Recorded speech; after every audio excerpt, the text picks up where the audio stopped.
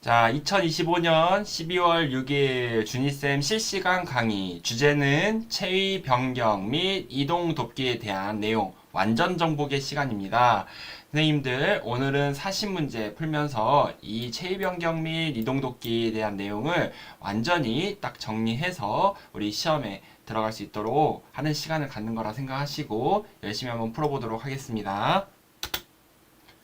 자, 저는 문제를 읽은 다음에 3초 후에 답을 알려드릴 거예요. 문제 푸는 속도가 느리신 분들은 동영상 정지 후 풀어보시기 바랍니다.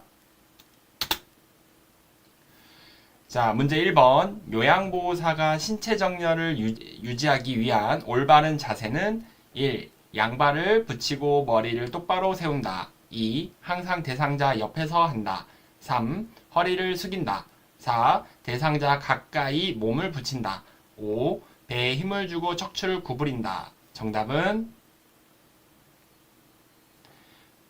4번. 대상자 가까이 몸을 붙인다. 4번이 요양보호사가 신체 정렬을 유지하기 위한 올바른 자세가 되겠습니다. 가까이에서 해야 된다라고 했죠.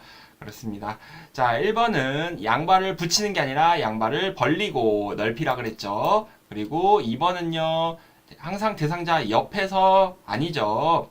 앞에서 해야 됩니다. 그렇죠? 그 다음에 허리를 펴야 되고 척추를 구부리면 안 되겠습니다.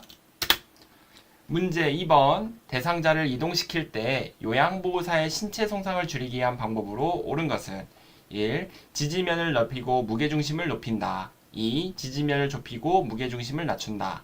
3. 지지면을 넓히고 무게중심을 낮춘다. 4. 큰 근육을 사용하고 무게중심을 높인다. 5. 소근육을 사용하고 무게중심을 낮춘다. 정답은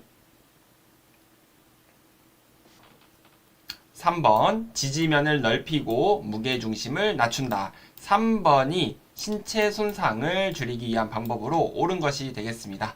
자, 선생님들 우리 체위 변경 및 이동 돕기 문제가 5문제에서 6문제까지 나오는데요. 이 신체 정렬과 관련된 문제가 첫 번째로 가장 많이 나와요. 그러니까 꼭 정리를 해두시기 바랍니다.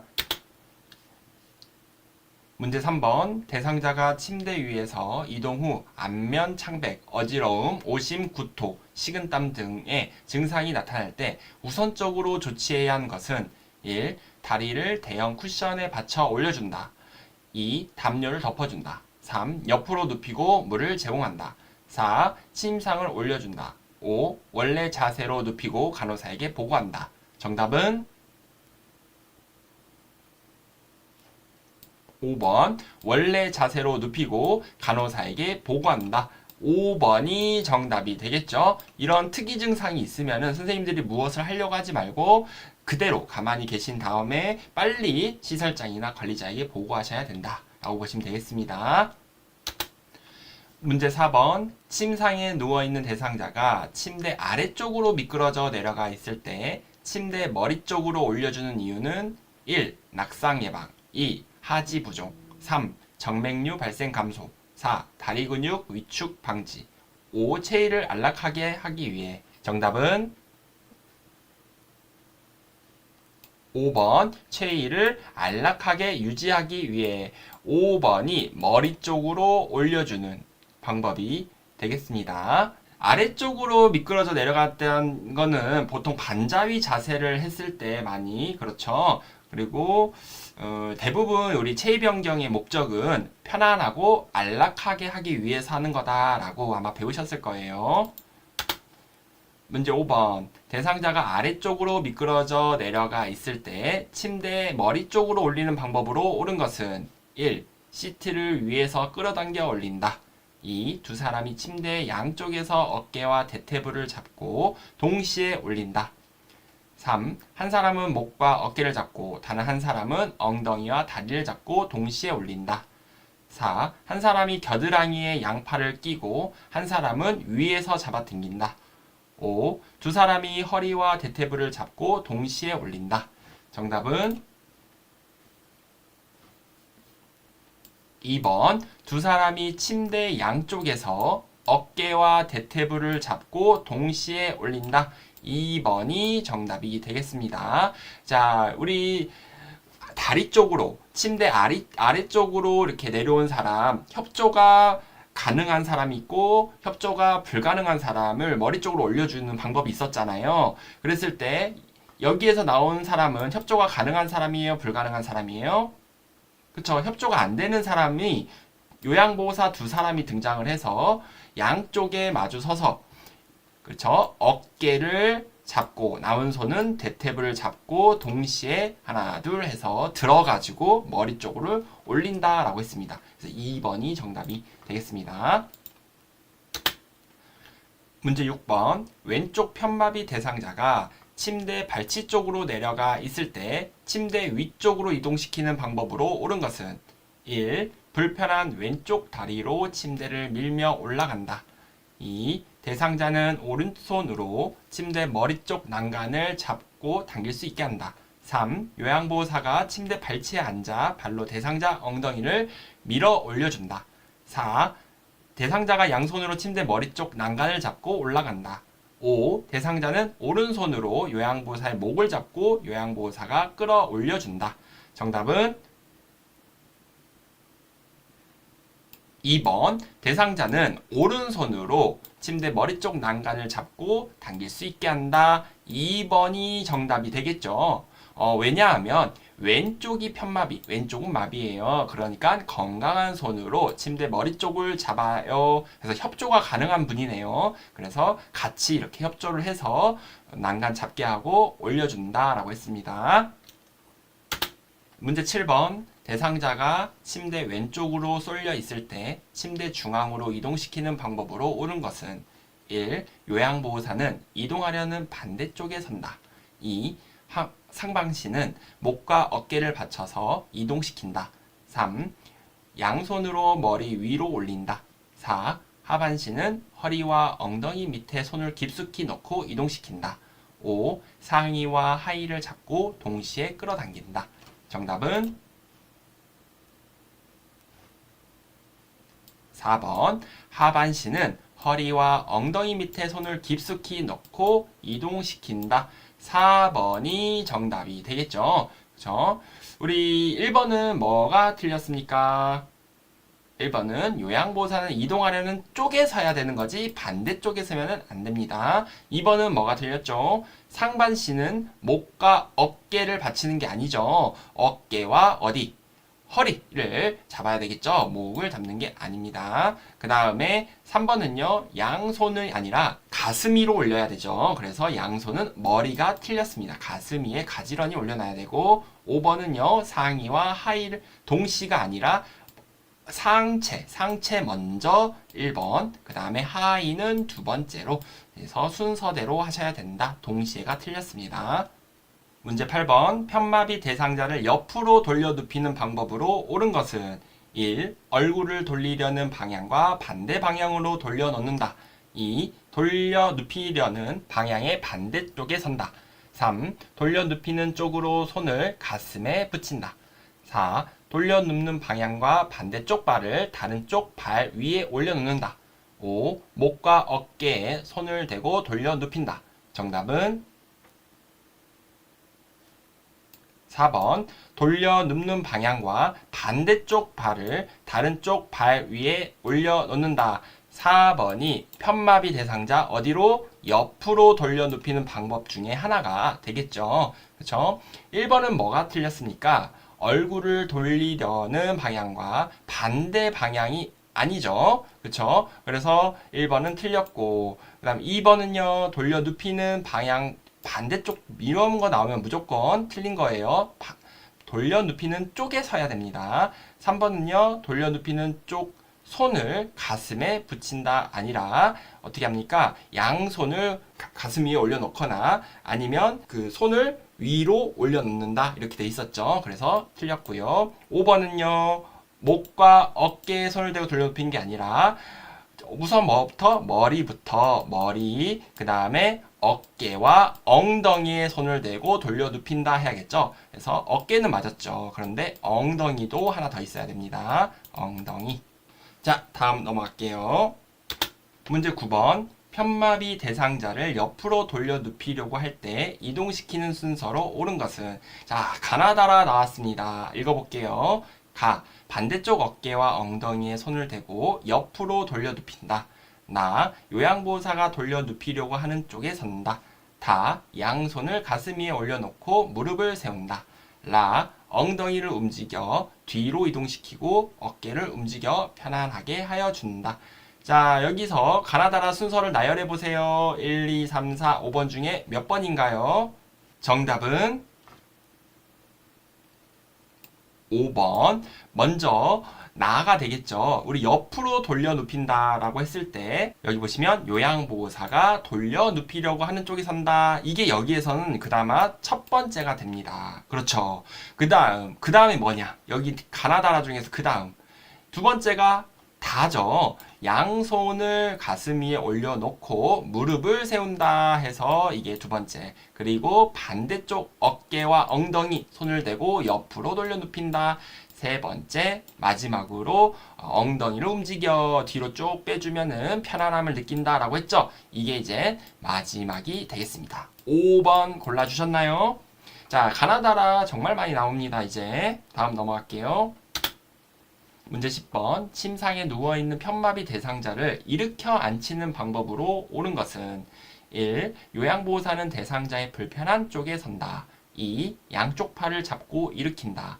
3. 건강한 쪽으로 돌려 눕힌 후 일으킨다. 4. 상의를 잡고 일으킨다. 5. 침대 난간 위에 손을 올려놓은 후 일으킨다. 정답은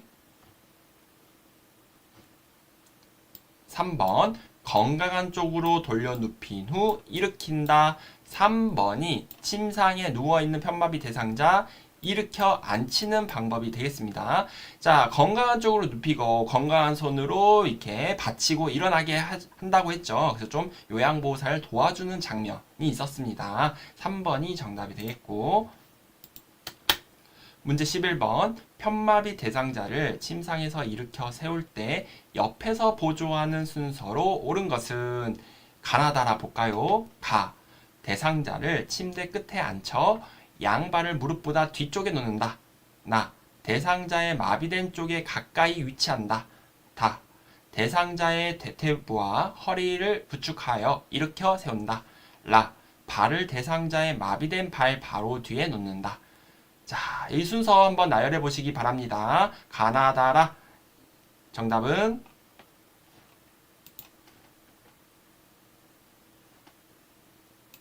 2번이 정답이 되겠죠.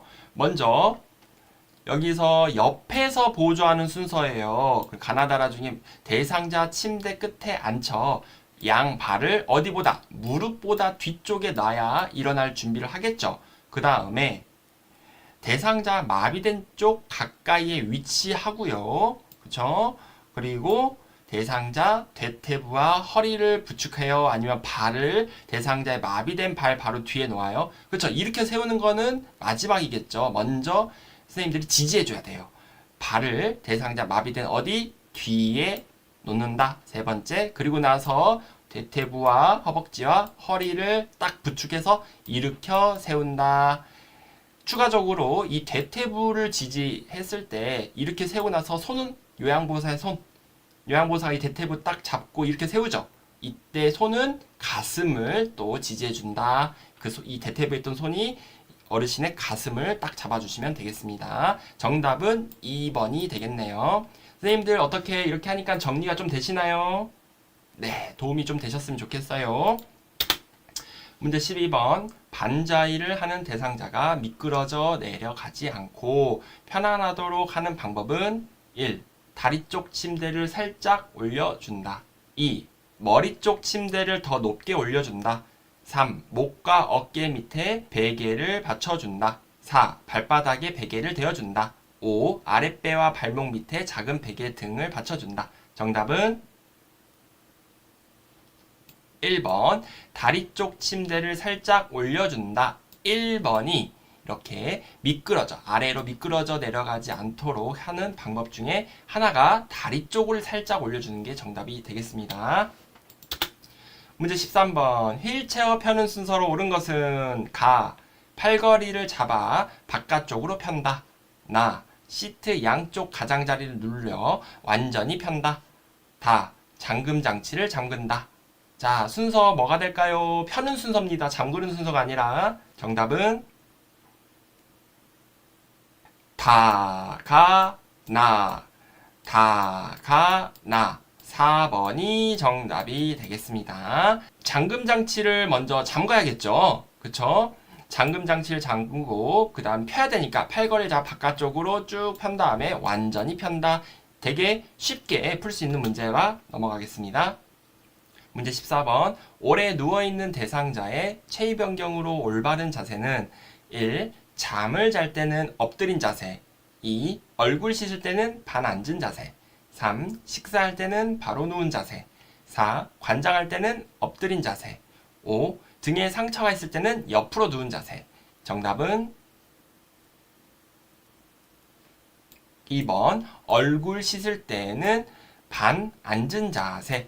2번이 정답이 되겠죠. 세수할 때나 또 반앉은 자세, 우리 반자유 자세라 했죠. 밥 먹을 때나, 그렇죠. 그리고 또 호흡곤란 시 이런 반앉은 자세를 하고, 등에 상처가 있을 때는 어떤 자세를 하느냐? 엎드린 자세를 해야 된다. 자, 그래서 옆으로 누운 자세는 측위는 틀렸고요. 1번은 잠을 잘 때는 똑바로 누운 자세, 앙와이 자세를 해야 되고, 3번 식사할 때도 반앉은 자세, 4번 관장할 때는 옆으로 누운 자세 해서 2번 빼고 틀렸습니다. 네, 강희정님 어서오세요. 문제 15번. 와상 환자에게 비관 영양액을 주입할 때 적합한 체위 자세는 1. 앙와이, 2. 보기, 3. 반자위, 4. 좌측위, 5. 슬흉위. 정답은 3번 반자위. 3번이 비관 영양액, 경관 영양식 할 때 해주는 자세가 되겠습니다. 입으로 들어가거나 식사할 땐 다 반자위 자세라 생각하시면 돼요. 문제 16번.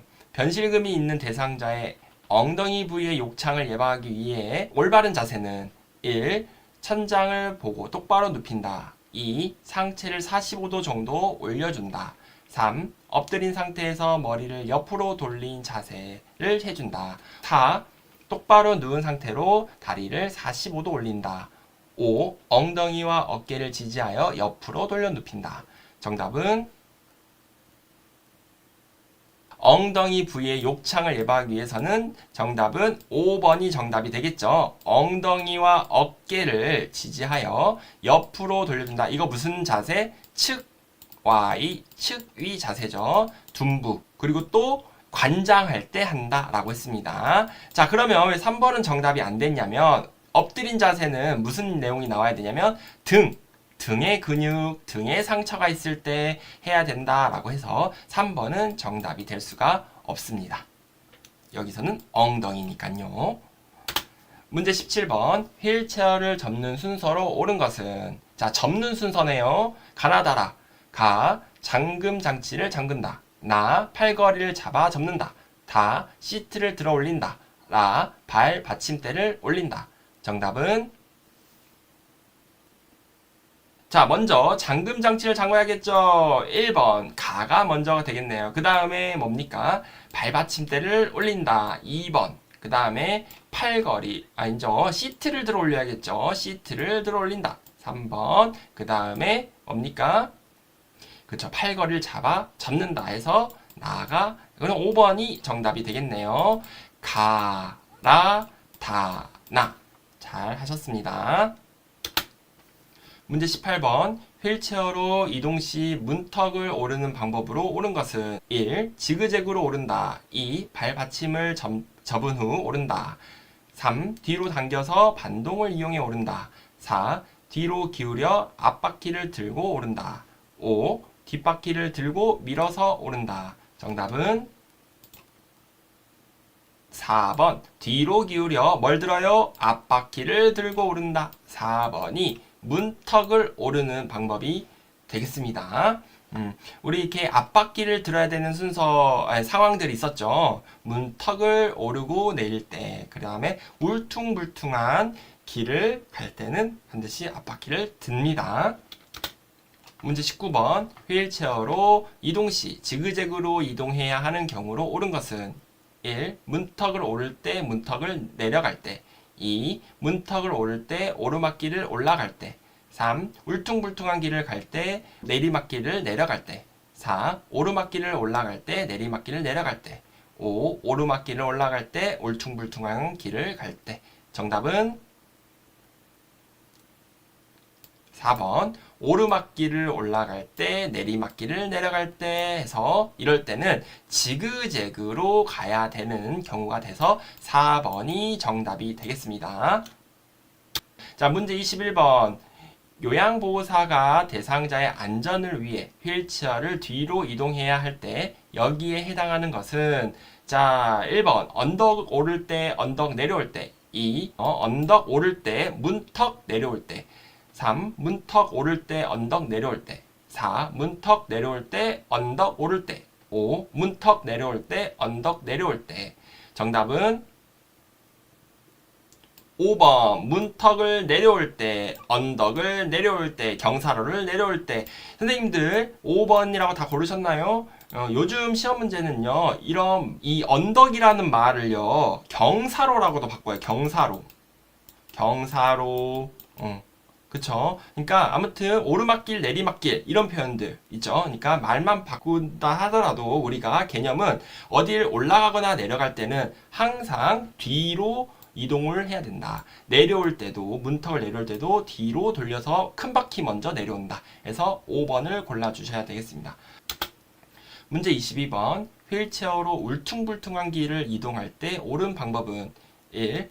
지그재그로 이동한다. 2. 빠른 속도로 이동한다. 3. 뒤로 돌려 뒷걸음으로 이동한다. 4. 브레이크를 반쯤 잠그고 이동한다. 5. 앞바퀴를 들어 올리고 뒤로 젖힌 상태에서 이동한다.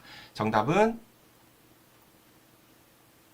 5번. 앞바퀴를 들어 올리고 뒤로 젖힌 상태에서 이동한다.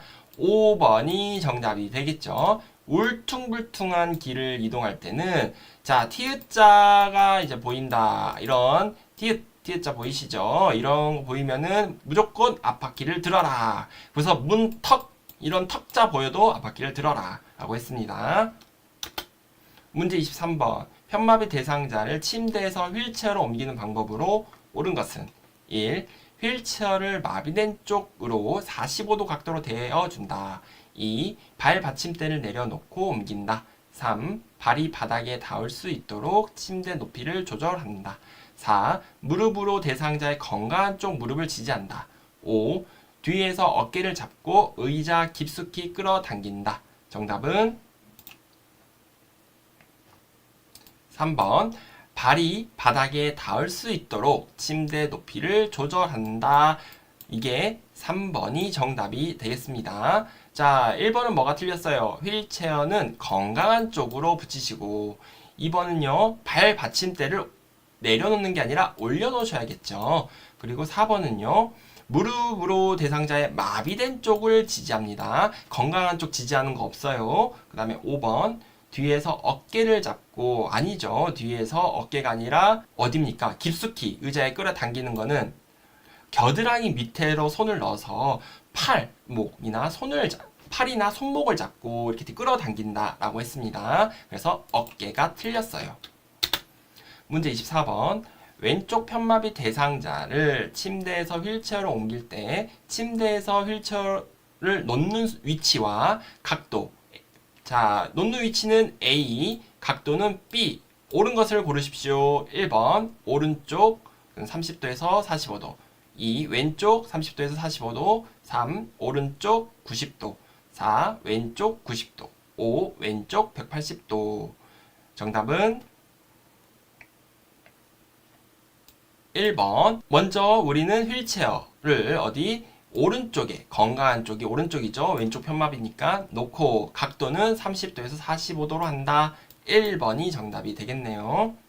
문제 25번. 오른쪽 편마비 대상자를 휠체어에서 바닥으로 옮길 때 순서로 옳은 것은 가나다라 읽어보겠습니다. 가. 대상자의 마비된 쪽 옆에서 어깨와 몸통을 지지한다. 나. 휠체어의 잠금 장치를 잠그고 발 받침대를 올려 발을 바닥에 내려놓는다. 다. 대상자의 건강한 쪽 다리에 힘을 주어 바닥으로 내려앉게 한다. 라. 대상자는 건강한 쪽 팔을 뻗어 바닥을 짚게 한다. 자, 가나다라 순서 찾아보시기 바랍니다. 정답은 2번. 먼저 휠체어에 잠금 장치를 잠그고 발 받침대를 올려 발을 바닥에 내려놓는다. 이게 1번이 되겠죠. 잠금 장치 잠근다 이런 표현 나오면 대부분 첫 번째가 되겠습니다. 그 다음에 우리 요양보호사 선생님들은 대상자의 어디? 마비된 쪽 옆에서 어깨와 몸통을 지지한다. 이게 두 번째죠. 아마 힘이 많이 들 거예요. 바닥으로 툭 떨어지면 안 되니까요. 계속 버텨주셔야 되고, 그 다음 대상자는 건강한 쪽 팔을 뻗어 바닥을 짚게 합니다. 이게 세 번째. 그 다음 대상자의 건강한 쪽 다리에 힘을 주어 바닥으로 내려앉게 한다 해서 이게 네 번째 해서 나가라다. 2번이 정답이 되겠습니다. 다음 26번 보도록 하겠습니다. 요양보호사가 휠체어에서 이동식 좌변기로 대상자를 옮기는 방법이다. 다음 가로 안에 들어갈 순서는 이렇게 나왔네요. 자, 보시면 휠체어 잠금 장치를 잠근다. 그리고 나서 뭐 하냐 이거잖아요. 1. 휠체어 발받침대를 올린다. 2. 대상자의 엉덩이를 앞으로 옮긴다. 3. 대상자의 허리를 지지하여 일으켜 세운다. 4. 대상자의 발을 바닥에 대게 한다. 5. 대상자의 불편한 무릎을 지지해준다. 정답은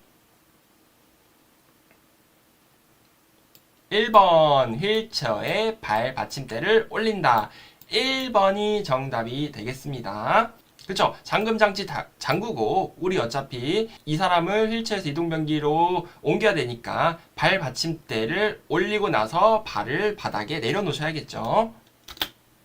문제 27번. 편마비 대상자를 휠체어에서 이동식 좌변기로 옮길 때 좌변기의 위치와 요양보호사가 지지해줘야 될 부위는 어디이냐.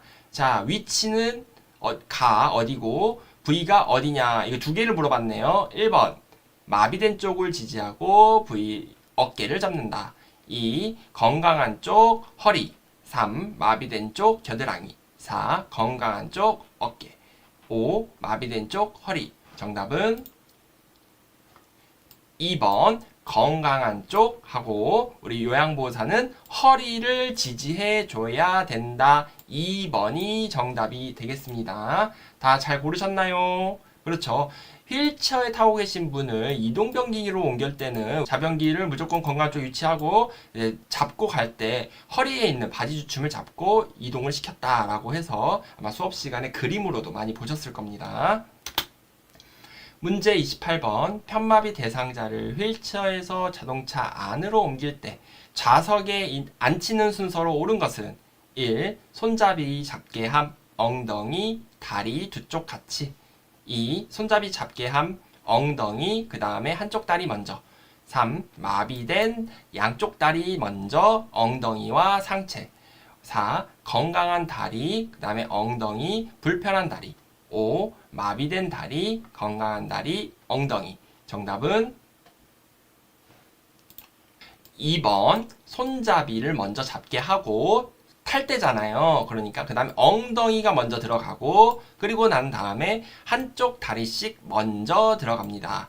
2번이 정답이 되겠네요. 항상 자동차 탈 때 손잡이를 잡게 한 다음에 이제 다리가 먼저 들어가는 게 아니라 몸이 들어가는 게 먼저 아니라 엉덩이를 먼저 넣고 그리고 편마비인데 건강한 쪽이 먼저 들어가냐 마비된 쪽이 먼저 들어가냐 이런 내용이 없기 때문에 아무 다리나 먼저 들어가는 걸로 우리가 생각하시면 좋을 것 같아요. 문제 29번. 편마비 대상자를 휠체어에서 자동차로 이동할 때 돕는 방법으로 옳은 것은 1. 휠체어 잠금 장치를 열고 대상자의 발이 바닥에 닿도록 내려놓는다. 2. 자동차 안으로 불편한 다리를 먼저 넣는다. 3. 자동차 안으로 건강한 다리를 먼저 넣는다. 4. 대상자의 불편한 손으로 자동차 손잡이를 잡게 한다. 5. 동승할 때 반드시 대상자 옆에 앉는다. 정답은 5번 동승할 때 반드시 대상자 옆에 앉는다. 5번이 정답이 되겠죠. 우리 헷갈리는 번호 있었나요? 1번은 뭐가 틀렸어요? 잠금 장치를 열고가 아니라 잠금 장치를 잠그고. 3번은 불편한 다리가 먼저, 건강한 다리가 먼저 이런 말이 안 나왔습니다. 4번은요. 건강한 손으로 잡아야겠죠. 불편한 손은 잡을 수가 없어요. 그래서 손잡이는 움직일 수 있는 손을 잡아야 됩니다. 문제 30번. 대상자가 보행기를 이용할 때 팔꿈치를 굽히는 각도와 A와 보행기의 높이 B로 옳은 것은? 자, 각도는 다 30도, 30도, 90, 90, 90. 그쵸? 높이는 1번 허리, 2번 둔부, 3 가슴, 4 허리, 5 둔부. 이렇게 있어요. 몇 번이 정답이죠? 정답은 2번이 정답이 되겠죠. 자, 우리 팔꿈치 굽히는 각도는 30도가 돼야 되고, 그 다음에 이 보행기의 높이는 어디 높이? 둔부 높이. 둔부는 엉덩이 높이. 2번이 정답이 되겠습니다. 문제 31번. 침대에서 생활하는 대상자를 침대에 걸터 앉히는 순서는 1. 가나다라 봐볼게요. 목 밑과 다리를 지지한다. 돌려 눕히는 방법에 따라 돌려 눕힌다. 요양보호사는 앉히고자 하는 쪽에서 대상자를 향하여 선다. 어깨 쪽 팔에 힘을 주어 일으켜 앉힌다. 가나다라 여기서 순서 한번 정해보시고요. 정답을 찾아보시기 바랍니다. 정답은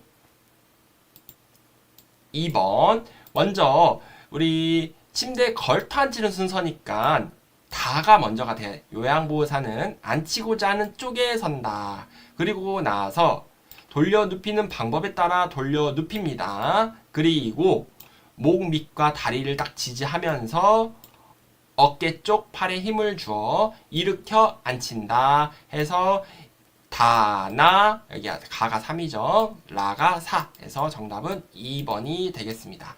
다들 다 맞추셨나요? 대부분 다 정답을 맞추셨네요. 문제 32번. 양쪽 다리가 약한 대상자가 보행기를 사용할 때 이동 순서로 옳은 것은 1. 오른쪽 다리, 보행기, 왼쪽 다리. 2. 보행기, 왼쪽 다리, 오른쪽 다리. 3. 왼쪽 다리와 보행기를 함께 이동하고 오른쪽 다리. 4. 오른쪽 다리와 보행기를 함께 이동하고 왼쪽 다리. 5. 왼쪽 다리, 보행기, 오른쪽 다리. 정답은 2번이 정답이 되겠죠. 우리 양쪽 다리가 다 안 좋은 사람은 뭐부터 갑니까? 보행기 먼저 가고 아무 다리나 먼저 가세요 라고 했던 거 기억나세요? 2번이 정답이 되는데 많이 어려우셨나요? 4번이라 하신 분들도 있고 1번이라 하시는 분들도 있고 아닙니다. 양쪽 다리, 두 다리가 똑같은 조건일 때는 보행기가 먼저 가요. 이거 틀리신 분들 꼭 알아두세요. 문제 33번. 오른쪽 다리가 불편한 대상자가 보행기를 사용할 때 이동 순서로 옳은 것은 1. 보행기, 왼쪽 다리, 오른쪽 다리. 2. 보행기, 오른쪽 다리, 왼쪽 다리. 3. 왼쪽 다리, 보행기, 오른쪽 다리. 4. 보행기와 오른쪽 다리를 함께 가고 왼쪽 다리. 5. 보행기와 왼쪽 다리를 함께 가고 오른쪽 다리. 정답은 4번. 보행기와 오른쪽 다리가 함께 가고 그 다음에 건강한 다리인 왼쪽 다리가 나중에 온다. 4번이 정답이 되겠죠. 네, 그래서 이거는 아까와 다르게 전 문제는 이렇게 양쪽이 다 안 좋았을 경우 이번에는 한쪽만 안 좋았을 경우를 조건으로 문제를 냈습니다. 한쪽만 안 좋았을 경우는 약한 다리와 보행기가 같이 간다.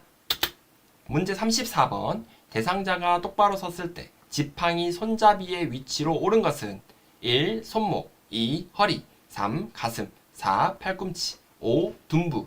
정답은 5번 둔부.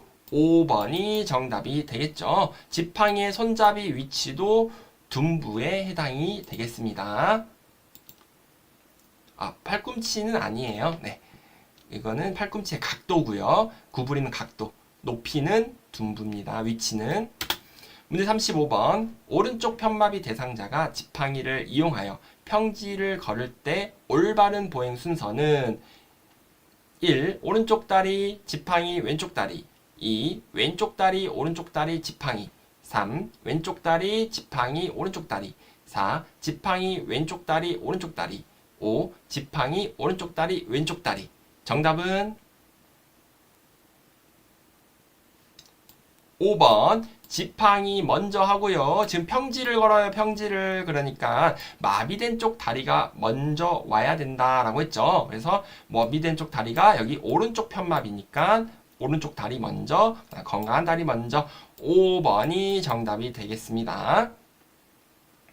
자, 이 순서 지팡이, 마비된 다리, 그 다음에 건강한 다리. 이 순서는 지팡이를 짚고 내려올 때도 마찬가지예요. 기억을 해두시고 평지도 마찬가지. 평지도 마찬가지.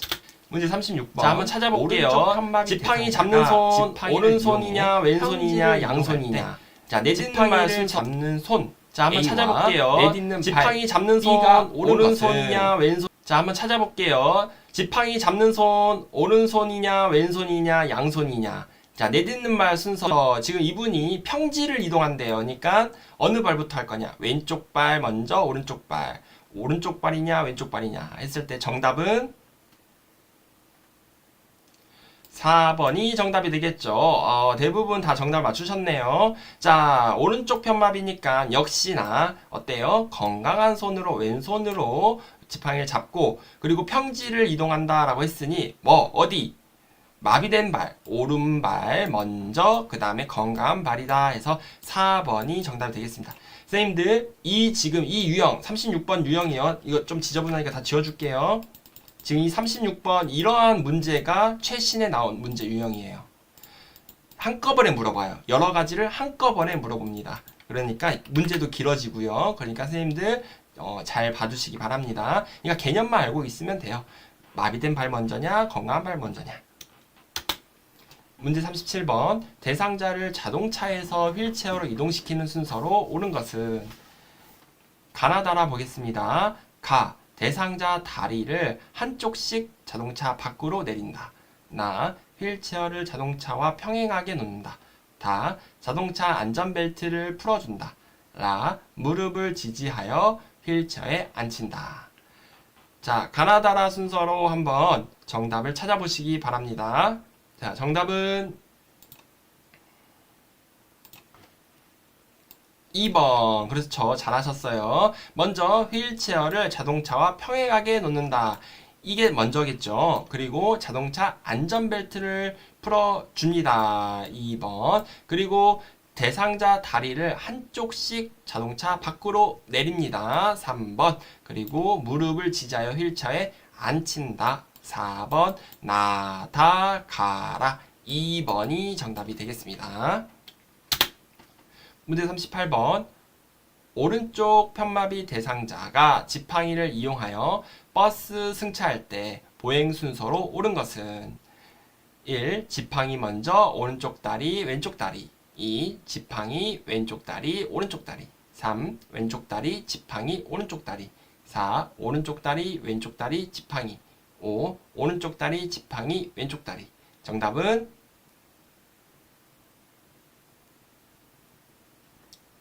2번. 지팡이. 그 다음에 승차라는 거는 계단을 올라간다는 거죠. 그러니까 건강한 쪽은 왼쪽 다리, 오른쪽 다리 마비된 쪽 마지막 2번이 정답이 되겠습니다. 문제 39번. 왼쪽 다리가 불편해서 대상자가 지팡이를 이용하여 계단을 내려갈 때 이동하는 순서는 1. 오른쪽 다리 지팡이 왼쪽 다리. 2. 왼쪽 다리 오른쪽 다리 지팡이. 3. 왼쪽 다리 지팡이 오른쪽 다리. 4. 지팡이 왼쪽 다리 오른쪽 다리. 5. 지팡이 오른쪽 다리 왼쪽 다리. 정답은 정답. 지팡이 먼저 하고, 그쵸, 4번이죠. 여기 왼쪽 다리인데 내려간다 했으니까 마비된 쪽, 건강한 쪽. 4번이 정답이 되겠습니다. 문제 40번. 왼쪽 편마비 대상자가 지팡이 없이 이용하여 버스에서 내릴 때 이동 순서로 옳은 것은 1. 건강한 손 왼발 오른발. 2. 건강한 손 오른발 왼발. 3. 오른발 건강한 손 왼발. 4. 왼발 건강한 손 오른발. 5. 마비된 손 왼발 오른발. 정답은 1번 건강한 손으로 손잡이를 잡고 그 다음에 내린다 했으니까 역시 마비된 쪽 다리가 먼저 오고 건강한 쪽이 온다. 1번이 정답이 되겠습니다.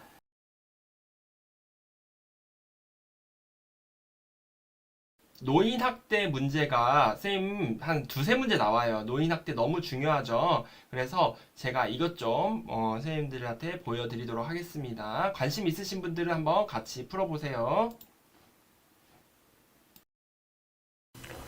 한번 시험 볼 때마다 한 문제에서 두 문제 정도 나왔어요. 그래서 총 25문제 만들어 보았습니다. 이거 푸시면 이 노인 학대에 대한 문제는 다 해결이 되실 겁니다. 한번 풀어보도록 할게요. 저는 문제 전체를 읽은 다음 약 3초 후 답을 알려드리겠습니다. 시간 안에 답을 못 찾으신 분들은 동영상을 정지하시고 답 찾고 나서 들어보세요. 시작해 보겠습니다. 문제 1번. 다음 상황에서 해당하는 노인학대 유형은 대상자는 지금 비 오는 날 저녁 공원 의자에 홀로 앉아 있습니다. 그래서 며느리가 고함을 치며 내가 놓친 애 때문에 진짜 힘들어서 못 살겠어. 당장 안 들어오고 뭐해요? 라고 소리를 지르네요. 이거의 학대 유형은 1번 방임, 2번 유기, 3번 자기방임, 4번 신체적 학대, 5번 정서적 학대. 정답은 5번 정서적 학대가 되겠죠? 정답은 5번입니다. 다음 넘어갈게요. 문제 2번. 노인학대 문제를 해결하기 위한 유관기관 A와 역할 B를 바르게 연결한 것은 1번 의료기관, 이용자 대상 학대 예방교육, 2번 경찰관서, 학대 판정을 위한 의학적 진단, 3번 법률기관, 현장 조사 시 동행 협조, 4번 노인보호 전문기관, 학대 사례 신고 접수, 5번 노인 및 사회복지시설, 학대 피해 노인 후견인 지정. 여기서 기관과 역할이 잘 연결되어 있는 것은 정답은 4번 노인보호 전문기관은 학대 사례 신고 접수를 하고 있습니다. 자, 의료기관에서 하는 일은 어떤 역할이죠? 여기 보시면 학대 판정을 위한 의학적 진단 이런 게 이제 의료기관에서 하는 일이죠. 자, 경찰관서는 현장 조사 이런 것들을 경찰관에서 하고요. 법률기관은 뭐 후견인 지정해서 이 역할을 하게 되겠죠. 그리고 예방교육은 복지시설 이렇게 되겠습니다. 자, 이렇게 우리가 구분을 할 수 있으면 됩니다. 다음 넘어갈게요. 문제 3번. 다음 사례에 해당하는 노인학대 유형은 보기를 보겠습니다. 치매 대상자가 감기 증세로 몸져 누워 있었지만 보호자는 돈이 없다며 대상자를 병원에 데려가지 않고 며칠 동안 집을 비웠다. 이거는 어떤 학대 유형인가요? 1번 방임, 2번 유기, 3번 신체적 학대, 4번 정서적 학대, 5번 경제적 학대. 정답은 1번 방임이 되겠습니다. 내용상 대상자가 지금 몸이 아픈데도 불구하고 돈이 없다며 아픈 거 알면서도 병원을 데려가지 않은 것은 대상자를 방치하는 행위며 이로 인해서 대상자가 심각한 건강 문제가 생길 수가 있다는 거죠. 이거는 노인학대 유형 중 방임이 되겠습니다. 다음 넘어갈게요. 문제 4번. 노인학대 방지 및 예방에 관한 설명으로 옳은 것은 1번 학대 예방 교육은 개별 교육으로 진행한다. 2번 장기 요양 기관의 모든 직원은 신고 의무자이다. 3번 학대를 발견한 즉시 주민자치센터에 신고한다. 4번 학대 피해 노인은 요양보호사의 집에서 일시 보호한다. 5번 신고 의무 불이행 시 1,000만 원 이하의 과태료가 부과된다. 정답은 2번 장기 요양 기관의 모든 직원은 신고 의무자이다. 정답은 2번이 되겠죠. 그래서 요양보호사 선생님들도 신고 의무자가 되겠고요. 만약에 우리 요양보호사 선생님들이 이 신고 의무를 다하지 않으면 어떻게 됩니까? 500만 원의 과태료가 발생하게 됩니다. 그렇죠? 그래서 꼭 신고를 하셔야 된다라고 배우셨을 거예요. 다음 넘어가겠습니다. 문제 5번. 다음 사례에 해당하는 학대 유형은 대상자의 아들이 대상자가 받고 있는 국민기초생활보장급여를 몰래 인출해 가는 것을 요양보호사가 목격하였다. 이것은 어떤 학대 유형인가요? 1번 유기, 2번 자기방임, 3번 경제적 학대, 4번 정서적 학대, 5번 신체적 학대. 정답은 3번 경제적 학대 또는 재정적 학대. 똑같은 말이죠. 정답은 3번입니다. 경제적 학대는 이 대상자 본인의 동의 없이 이런 금전을 이렇게 갈취하거나 몰래 인출해 가거나 이렇게 빼돌리는 것은 다 경제적 학대로 보시면 됩니다. 이 문제도 역시 실제로 나온 문제이며 난이도는 그렇게 어렵지 않죠. 다음 넘어가도록 하겠습니다. 문제 6번. 다음 내용에 해당하는 노인 학대 유형은 보기를 보겠습니다. 물건을 파손하는 행위로 위협함, 다음, 집 밖으로 나가지 못하게 통제함. 이거는 어떤 학대 유형인가요? 1번 방임, 2번 유기, 3번 신체적 학대, 4번 정서적 학대, 5번 경제적 학대. 정답은 3번 신체적 학대가 되겠습니다. 선생님들 신체적 학대하면은 때리고 꼬집고 발로 차고 막 넘어뜨리고 이런 물리적인 이제 힘으로 인해서 대상자를 이렇게 학대를 하는 것만 생각을 하시는데요. 사실 그런 문제는 잘 안 나와요. 너무 쉽기 때문에. 이런 식으로 때리진 않았지만 위협을 하고, 그리고 칼이나 가위 이런 흉기를 들고 죽이겠다고 협박을 해요. 협박. 이걸 들면서 죽여버리겠다 하면서 협박합니다. 보통 이 협박을 한다라는 것은 정서적 학대에 해당이 되는데, 손에 칼 같은 거나 가위를 들고 있다라고 하면은 선생님들 정서적 학대 아니에요. 그거는 신체적 학대를 꼭 고르셔야 됩니다. 이거 외우세요. 그리고 이런 식으로 통제한다, 집 밖으로 못 나가게 통제한다, 집안을 가두고 뭐 통제한다, 이런 식으로 통제라는 말이 나오면 신체적 학대예요. 그리고 단절시킨다, 그쵸? 단절이라는 말이 나와도 신체적 학대예요. 가스, 수도, 전기를 끊어버렸다는 뜻이죠. 그거는 단절시킨다, 끊었다. 이거는 신체적 학대입니다. 그리고 마지막으로 원치 않는 노동, 할 줄 모르는 노동을 시키는 거예요, 어르신들한테. 그래서 강제로 노동을 시키는 거 역시 신체적 학대입니다. 자, 선생님들이 좀 헷갈릴 만한 거, 이런 단어들은요, 나오면 그냥 생각하지 않으셔도 돼요. 무조건 신체적 학대에 해당이 되는 내용들입니다. 다음 넘어가겠습니다. 문제 7번. 인지기능을 상실한 노인을 고의적으로 가출하게 하는 학대 유형은 1번 유기, 2번 자기방임, 3번 정서적 학대, 4번 신체적 학대, 5번 경제적 학대. 정답은 1번 유기가 되겠습니다. 여기에서 이렇게 어르신을 고의적으로 집을 나가게, 가출하게 하는 행동은 유기에 해당이 돼요. 그래서 어르신이 가출했어요. 그럼 실종할 수 있겠죠. 특히 치매 어르신들은 목적지 없이 배회를 하잖아요. 배회를 하는데 일부러 문을 열어놔요. 그래서 어르신이 나가게 됩니다. 그러면 실종되죠. 그래서 경찰이 실종한 어르신을 찾아서 전화가 옵니다. 당신네 부모님이에요. 당신네 어머니, 아버지입니다. 데려가세요. 했는데 보호자가 부양의 의무를 거부한 것도 역시 유기예요. 그렇죠? 그리고 단순한 의미로 시설이라던가 요양원 같은데 이름 모를 곳에, 낯선 곳에다가 맡겨두고 입소를 시켜놓고 연락처를 바꾸거나 연락을 두절한다 이런 단어가 나오면 유기예요. 그렇죠? 버리는 거랑 똑같죠? 자, 두절이란 말, 이런 식으로 고의적으로 밖으로 내보낸다는 말. 그래서 나가신 분을 찾아드렸는데, 저 그런 분 몰라요. 저 그럴 돌볼 능력 안 돼요. 네, 그것도 역시 유기가 됩니다. 다음 넘어갈게요. 문제 8번. 노인 학대 사례 중 방임에 해당하는 것은 1번 재산관리 결정을 제한한다, 2번 자존심 상하게 하는 말을 한다, 3번 집 밖으로 나가지 못하게 한다, 4번 친구나 친지와의 연락을 차단한다, 5번 생존한 필요한 생활비 지급을 중단한다. 정답은 5번 생존에 필요한 생활비 지급을 중단한다. 이게 방임이 됩니다. 그렇죠? 자, 1번은 어떤 학대입니까? 경제적 학대입니다. 그리고 2번은 자존심 상하게 하는 말, 이건 정서적 학대. 3번은 집 밖으로 못 나가게 한대요. 이거 통제하는 거죠. 네, 신체적 학대.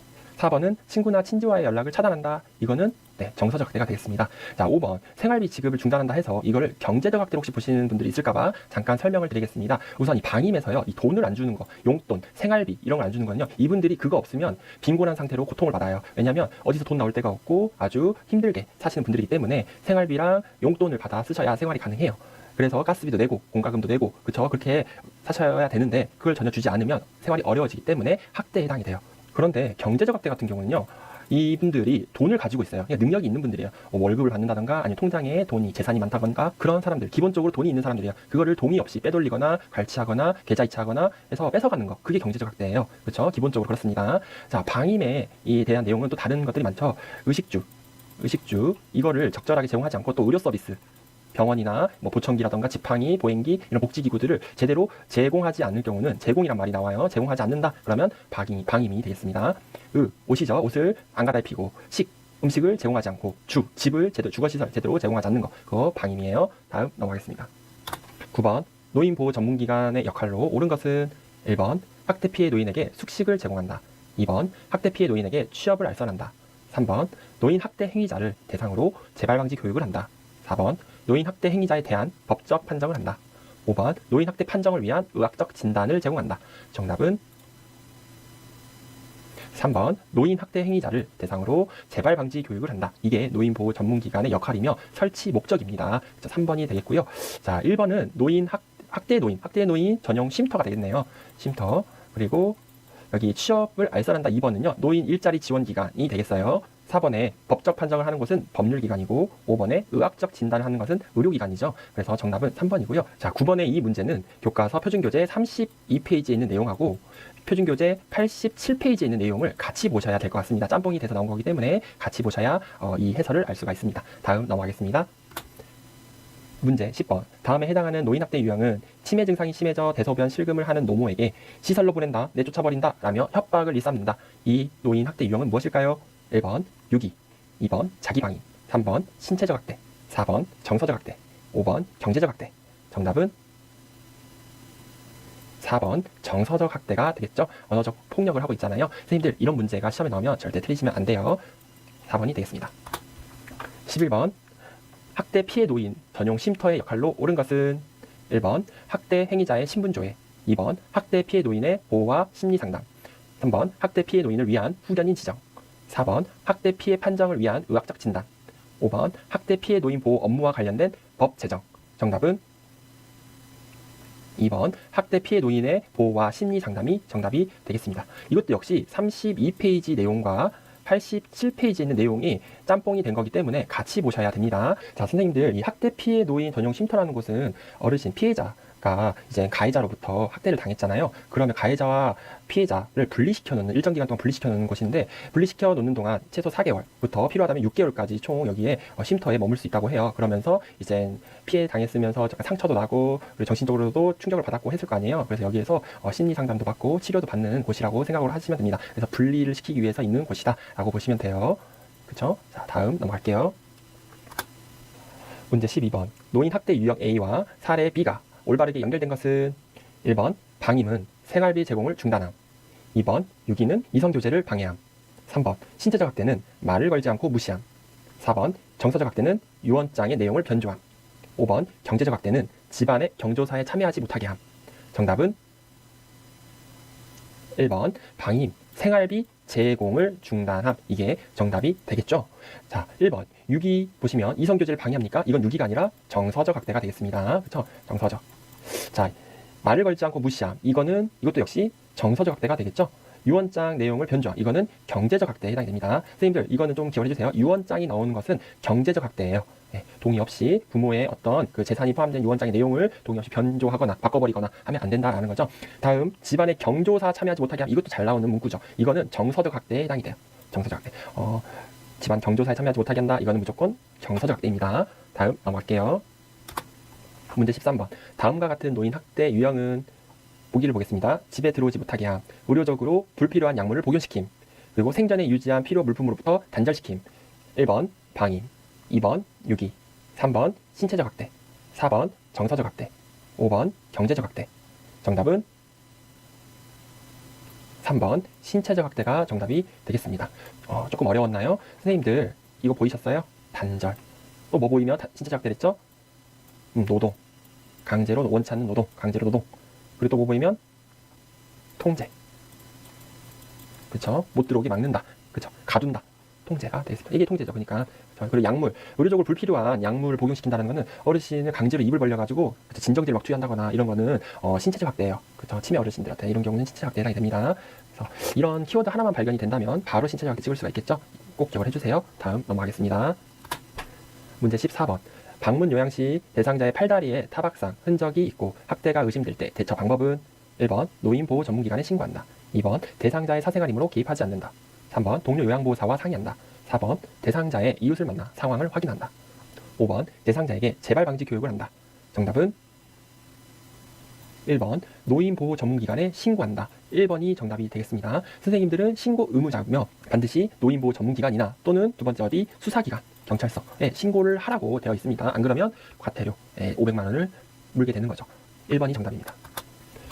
문제 15번. 노인 학대를 발생시킬 수 있는 요인에 해당하는 것은 1번 가족 부양 부담 감소, 2번 가족관계 갈등 해소, 3번 노인의 의존성 증가, 4번 노인 부양 의식 강화, 5번 노인의 사회적 관계망 확대.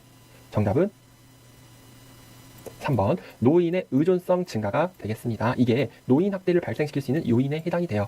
자, 가족의 부양이 감소되면은 부양자 입장에서는 스트레스를 덜 받겠죠. 가족 간의 갈등이 해소되면은 서로 즐거운 가족 생활을 할 수가 있겠죠. 그리고 노인을 부양한다는 의식이 강화되면은 우리가 나이 드신 어르신들을 우리가 돌봐야 되겠다라는 생각, 좋은 거죠. 이런 게 있다고 해서 학대가 일어나겠습니까? 다만 3번처럼 노인분들이 의존성이 증가하게 되면은 이 경제적인 면뿐만 아니라 시간적으로 이제 부양하는 분들이 이제 많이 투자를 해야 되는 부분들이 있어서 그거에 대한 스트레스가 쌓여서 결국엔 학대로 이어지게 됩니다. 그렇죠? 5번도 보시면 사회적 관계망, 노인의 사회적 관계망이 학대되면은 도와줄 수 있는 분들이 많이 생겨서 학대가 일어나지 않겠죠? 다음 넘어가겠습니다. 문제 16번. 다음에서 파악할 수 있는 노인 학대 유형은 보기를 보겠습니다. 종교 활동 참여를 방해한다. 그 다음 집안 경조사에 참여시키지 않는다. 이거는 어떤 노인 학대 유형인가요? 1번 유기, 2번 방임, 3번 정서적 학대, 4번 재정적 학대, 5번 신체적 학대. 정답은 3번 정서적 학대가 되겠습니다. 제가 아까 앞에서 문제 푼 것처럼 경조사에 참여시키지 않는다. 이거 되게 잘 나온 문구라 그랬죠? 정서적 학대예요. 그렇죠? 그리고 친구를 만나거나 어떤 취미생활이나 종교활동이나 뭐 연애를 방해한다. 이렇게 방해한다 이런 것들은 다 정서적 학대가 되겠습니다. 자, 기출문제는 반드시 이렇게 많이 풀어봐야 되고요. 나왔던 게 또 나오는 시기이기 때문에 그게 바로 문제은행식이에요. 그래서 많이 풀어보시기 바랍니다. 다음 넘어갈게요. 문제 17번. 노인학대 문제를 해결하기 위한 유관기관 A와 역할 B를 바르게 연결한 것은 A. 1번 보겠습니다. 법률기관이 학대 피해 노인의 재정을 지원한다. 2번 노인보호전문기관이 학대 사례 신고 접수를 한다. 3번 정신건강복지센터가 학대 판정을 위한 의학적 진단을 한다. 4번 의료기관이 학대 피해 노인 쉼터 생활 지원을 한다. 5번 노인복지시설이 학대 피해 노인 후견인 지정을 한다. 정답은 2번 노인보호전문기관이 학대 사례 신고 접수를 한다. 이게 정답이 되죠. 선생님 이렇게 유관기관을 딱 앞에 놓고 이 기관들의 역할이 바르게 연결된 것은 이렇게 나오는 문제 유형이 계속 나오고 있다는 거 느껴지시나요? 네, 다음 넘어가겠습니다. 다음 18번입니다. 다음 중 노인 학대에 해당하는 것은 1번 집안 경조사에 노인을 참여하게 한다. 2번 노인이 시설에 입소한 후에 가족이 시설에 자주 왕래한다. 3번 노인의 연금을 가족이 임의로 사용한다. 4번 시설 입소 결정 과정에 노인의 의사를 반영한다. 5번 재산 관리에 관한 결정권을 노인이 행사하게 한다. 정답은 3번 노인의 연금을 가족이 임의로 사용한다. 이게 지금 문제에서 물어보는 노인 학대에 해당하는 겁니다. 자, 무슨 학대죠 이게? 네, 경제적 학대에 해당이 됩니다. 그렇죠? 그래서 정답은 3번 골라주시면 되겠습니다. 다음 넘어갈게요. 문제 19번. 노인 학대가 발생할 수 있는 요인은 1번 노인 공경의식의 강화, 2번 부양자의 사회적 고립, 3번 노인의 자아 존중감 증진, 4번 부양자의 부양부담 완화, 5번 노인학대 예방 서비스의 확대. 정답은 2번 부양자의 사회적 고립. 이게 정답이 되겠죠. 19번 같은 문제, 이 부양자의 사회적 고립이 무슨 뜻인지 모르면 소거법으로 푸시면 될 것 같습니다. 소거법. 그러니까 진짜 학대를 발생할 수 있는 요인이 아닌 거, 그러니까 정상적이고 건강한 거, 긍정적인 거는 답이 될 수가 없겠죠. 노인 공경의식이 강화되는 거 좋은 거잖아요. 이게 학대를 발생합니까? 아니죠. 그리고 노인의 자아 존중감이 증진돼요. 좋은 거잖아요. 학대가 생길 수가 없겠죠. 그리고 부양자의 부담이 완화된대요. 학대가 생길 수 없습니다. 그리고 노인 학대 예방 서비스의 확대, 예방을 할 수 있는 서비스가 많아지면 많아질수록 학대 발생할 수 있는 확률이 낮아지니까 당연히 요인에 해당이 되잖아요. 그래서 남은 거 2번이 되겠습니다. 부양자의 사회적 고립, 이런 것은 노인 학대를 발생할 수 있는 요인이 된다라고 보시면 되겠습니다. 문제 20번. 학대를 받는 노인을 대상으로 사례 관리를 수행하는 기관은 1번 대한법률구조공단, 2번 국민권익위원회, 3번 장기요양요원지원센터, 4번 국민건강보험공단, 5번 노인보호전문기관. 정답은 5번 노인보호전문기관. 이게 정답이 되겠죠. 사례관리, 이 사례관리, 사례라는 말이 나오면요, 이 노인보호전문기관의 아주 대표적인 업무라고 보시면 되겠습니다. 그렇죠? 이 장기요양요원지원센터는 요양보호사 선생님을 위해서 생긴 기관이에요. 이거는 나중에 제가 또 문제를 만들어 드리도록 하겠습니다. 여기서는 노인 학대에 대한 내용만 다룰게요. 정답은 5번이 되겠네요. 문제 21번. 가족이 일방적으로 전기와 수도를 끊어 대상자의 생존을 위협하는 노인 학대 유형은 1번 자기방임, 2번 경제적 학대, 3번 정서적 학대, 4번 신체적 학대, 5번 언어적 학대. 정답은 4번 신체적 학대가 정답이 되겠습니다. 자, 선생님들 전기, 수도, 가스를 끊었대요. 이건 무슨 말이에요? 단절시켰다, 끊었다. 단자가 끈을 다니잖아요. 그렇죠? 단절시켰다는 소리예요. 자, 이런 의미는 신체적 학대라고 제가 말씀드렸죠. 그렇죠? 자, 또 한번 반복해 볼까요? 통제 한다, 집 밖으로 못 나오게, 들어가지도 못하게 통제한다, 또 묶어놓는다, 이런 것은 신체적 학대. 그리고 원치 않는 노동, 할 수 없는 일을 강제로 시킨다, 이런 것도 신체적 학대. 그리고 단절시킨다, 신체적 학대. 그리고 아까 또 뭐 있었죠? 약을 강제로 먹이는 것도, 입을 벌려가지고 먹이는 거 상상하세요. 신체적 학대입니다. 이해되셨죠? 신체적 학대는 꼭 때리는 것만 신체적 학대가 아닙니다. 아시겠습니까? 그리고 칼, 가위 등을 들고 말로 죽이겠다 협박하는 것도 역시 신체적 학대예요. 근데 칼하고 가위가 없이 그냥 죽여버리겠다고 협박을 하는 거는 그건 정서적 학대예요. 그래서 뭘 들고 위협을 한다라고 하면은 신체적 학대가 되겠습니다. 다음 넘어갈게요. 22번 노인 학대 유형 중 정서적 학대에 해당하는 것은 1번 유언장의 내용을 변조한다. 2번 친척과의 연락을 차단한다. 3번 약물을 강제로 복용하게 한다. 4번 노동에 대한 임금을 지급하지 않는다. 5번 생존에 필요한 생활비 지급을 중단한다. 정답은 2번 친척과의 연락을 차단한다. 2번이 되겠죠. 그러니까 친척, 친구, 이성과의 교제, 취미활동, 종교활동 이런 것을 방해하거나 만나지 못하게 한다거나 차단하는 것은 정서적 학대에 해당이 되고요. 또 경조사, 한 번 더 복습하면은 경조사에 집안 경조사에 참여를 안 시키는 것도 역시 정서적 학대가 되겠습니다. 자, 1번은 유언장의 내용 변조. 유언장 나오면 뭐죠? 경제적 학대. 그렇죠? 경제적이고요. 그 다음에 약물 강제로. 자, 이제 말할 수 있죠? 신체적 학대. 그 다음에 노동에 대한 임금. 일을 했는데 왜 돈을 안 줘요? 급여를 안 줘요? 이거 무슨 학대? 경제적 학대. 그렇죠? 생존에 필요한 생활비 지급 중단하면은 힘들겠죠? 이거는 방임이 되겠습니다. 다음 넘어갈게요. 문제 23번. 노인 보호 전문기관의 역할로 옳은 것은 1번 노인 학대 행위자에 대한 수사를 실시한다. 2번 노인 학대 피해 노인에게 장기 숙식을 제공한다. 3번 노인 학대 피해 노인을 위한 성년 후견자를 지정한다. 4번 노인 학대 판정을 위한 의학적 진단을 제공한다. 5번 노인 학대 행위자에 대한 상담 및 재발 방지 교육을 한다. 정답은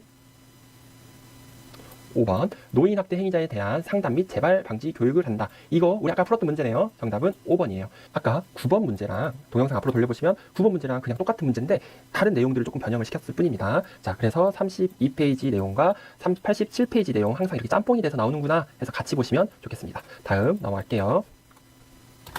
문제 24번. 다음 사례에 해당하는 학대 유형은 보기를 보겠습니다. 식사와 물을 주지 않는다. 치료를 받게 하지 않는다. 노인에게 필요한 기구를 제공하지 않는다. 이것은 어떤 학대 유형인가요? 1번 유기, 2번 방임, 3번 경제적 학대, 4번 정서적 학대, 5번 신체적 학대. 정답은 2번 방임이 되겠습니다. 식사와 물, 치료를 받지 않게 하는 거, 의식주를 제공하지 않는다. 여기에 해당이 되겠죠? 그래서 2번이 되겠네요. 다음 넘어가겠습니다. 문제 25번. 시설에서 사람들이 보고 있음에도 불구하고 노인을 알몸으로 목욕시키는 경우 해당하는 학대 유형은 1번 신체적 학대, 2번 정서적 학대, 3번 성적 학대, 4번 경제적 학대, 5번 방임. 정답은 3번 성적 학대가 되겠습니다. 25번 같은 문제는 제가 그냥 한번 넣어봤어요. 사실 성적 학대는요, 시험 문제 단 한 번도 나온 적이 없고 중요하게 다루어지는 부분도 아니에요. 그러나 이런 식으로 약간 성적인 수치심을 주는 행위를 하는 것들은 다 성적 학대다라고 선생님들이 기억을 해주시면 좋을 것 같습니다. 자, 약 3년 동안 17번의 요양보사 시험이 있었죠. 거기에서 노인 학대 예방 이 부분만 문제를 뽑아보았습니다. 앞으로 출제되는 문제들도 자, 이렇게 선생님들이 학대 문제를 좀 어려워하셔가지고 학대 문제들 쭉 뽑아봤거든요. 선생님들 이제 학대 나오면 다 맞출 수 있겠어요? 필기 파트에서 아마 3문제 정도가 많으면 3문제, 2문제 최소 보통 나오거든요. 그렇게 나온다 생각하시고 꼭 맞추시길 바랍니다. 자, 오늘 이렇게 체위변경부터 쭉 이렇게 문제풀이 쭉 했는데요. 어떠셨어요? 도움이 많이 되셨나요? 네. 좀 늦게 오신 분들은 제가 다시 이 영상을 올려드릴 거예요. 다시 보기로 올려드릴 테니까 그때 한번 보시고 편집을 좀 해서 아까 막 오타도 있었고 문제가 좀 잘못된 것도 있었고 그랬죠? 그런 것만 다시 편집을 해서 올려드리도록 하겠습니다. 시험 보고 오신 분들께서 시험이 이제 이번에 12월 달에 마지막이잖아요, 올해. 그러다 보니까 시험이 그렇게 막 어렵게 나오지 않았대요. 네. 그래서 너무 긴장하지 마시고 선생님들 여태까지 공부한 것들 위주로 자신 있게 문제 시험장에 가시면 점수 많이 높게 나올 겁니다. 그러니까 너무 긴장하지 마세요. 아시겠죠? 그리고 준이쌤 요점 정리 여기 화면 봐보세요. 준이쌤 요점 정리는 진짜 많이 보시고 가시면 거의 고득점 하고 와요. 검색창에다가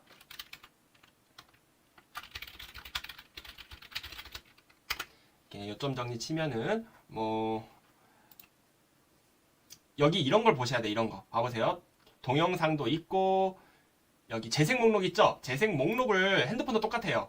이렇게 준이쌤 여기 노란색 들어가가지고 딱 위에 보면 홈, 동영상 이렇게 다 있고 재생 목록이 있어요. 재생 목록. 이걸 누르셔야 돼요. 그러면은 2025년 요점 정리가 있고 2025년 요양보호사 문제풀이가 있고 그쵸? 아까 봤던 그 주제별로 했던 거는 주제별로 했던 거는 여기 완전 정복 시리즈라 해가지고 체위 변경은 몇 문제 나오고 또 뭐죠?